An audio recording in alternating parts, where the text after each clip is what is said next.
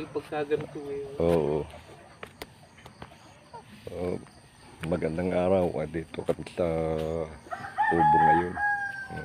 Busy sila sa paglililis sa paligid. May mga naggala pa na kayong ulam dito eh. Oh. Ang dami. Oo. Ano na kapitbahay? Oo nga. Sorry. Ano, Trespassing ka mo yun eh. dami manok yun. Sa bakot yan.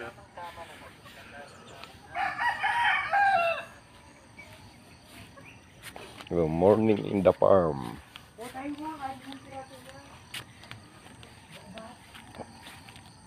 Buhay na ang pinya. Mayroon pa yung manok na gala.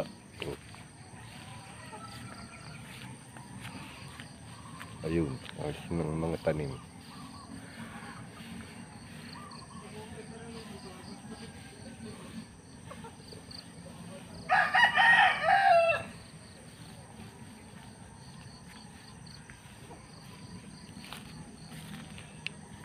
Yan, i-tour ko kayo sa abig, bukid.